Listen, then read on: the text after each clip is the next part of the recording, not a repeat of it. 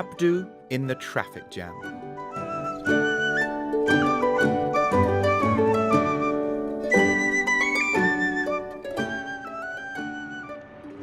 Oh no! Look at this! It's going to take forever to get home now. Abdu's mum pressed the brakes on the car. It slowed down till it was hardly moving. Then it came to a stop at the very end of the traffic jam. "I hate this motorway," she said. Abdu looked at the road ahead. Hundreds of cars were crawling along the motorway, bumper to bumper. His mum was right. It would take hours to get home. "Maybe there's been an accident," he said. "Maybe. Or maybe there are just too many cars on the road these days." She turned the radio on. "It's a bad end to a good weekend." "A great weekend," said Abdu. They'd been to stay with family up in Manchester. Now he was tired. He wanted to go to bed. He had school tomorrow. But he couldn't go to bed until he had done his homework. Mrs. Hussein, his teacher, wanted everyone in the class to write a story. "Write a true story," she said, "about something that has happened to you." Abdul had groaned. "Nothing exciting ever happens to me," he said. And now it was Sunday night. Mrs. Hussein wanted the story tomorrow, and still Abdu had no idea what to write. Mum kept moving the car forward, bit by bit. The motorway was packed. There were 3 lanes full of cars, lorries and vans. Mum was in the middle lane. The left lane had the lorries. One was much taller than all the others. The back part of it was a metal container, painted dark green. There was no writing on it. Abdu rolled down his window. The evening was warm. He was feeling hot. He leaned out and looked at the cars ahead. Their brake lights flashed red, on and off, on and off.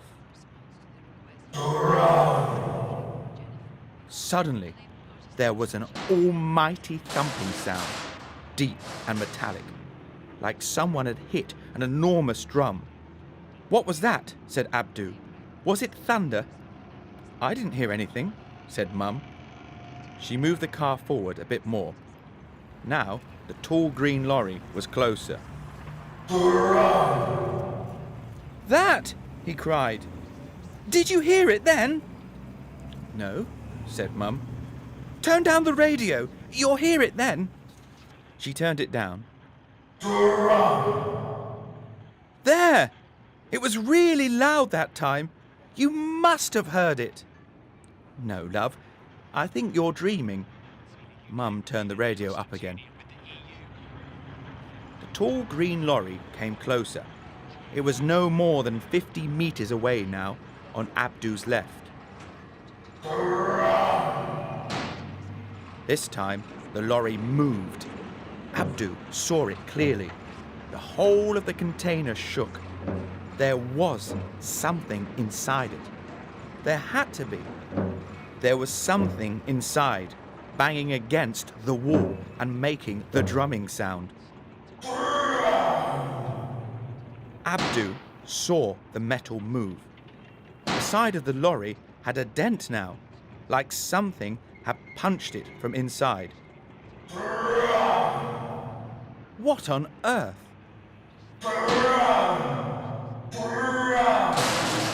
The back of the lorry rocked from side to side. "What is in that lorry?" he cried. "Mum, have you seen it?" "Seen what, love?" "That green lorry there. It keeps rocking from side to side."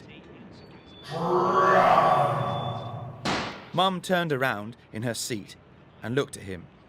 "Are you okay?" "Yeah, I just don't understand why you can't hear the noise or see the rocking." Mum shook her head, turned back and moved the car again. Abdu looked into the other cars. No one else seemed interested in the green lorry. Was he the only one who could see this? Then there came a new sound, a terrible sound of ripping metal, and 5 enormous claws ripped through the side of the green lorry.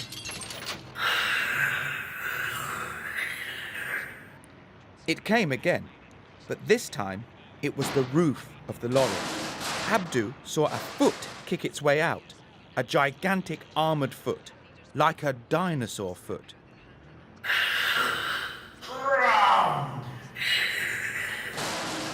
whole of the roof was kicked off, and a Tyrannosaurus Rex stood up in the back of the lorry. A Tyrannosaurus Rex! Abdu knew his dinosaurs. He had watched Jurassic Park 15 times. The T-Rex climbed out of the smashed lorry and jumped down onto the motorway. Then it leapt over the fence beside it and marched away across the fields. Abdu looked again at the cars all around him. No one had seen it. Unbelievable! Mum moved the car forward. Now they were creeping past the green lorry. Abdu stared at the metal, ripped where the claws had sliced through. The lorry driver didn't look worried. He was eating an apple. Abdu leaned out of his window. Mister, you've lost your dinosaur. I saw it escape.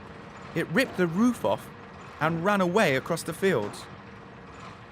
The lorry driver looked at him in horror. No, he wailed. Really? Then I'm in trouble. That is the second T-Rex I have lost this week. Abdu fell back in his seat. What a crazy thing. But he hadn't imagined it. It really had happened. And it would make a great story. He pulled his homework book out of his bag, found a pen, and began.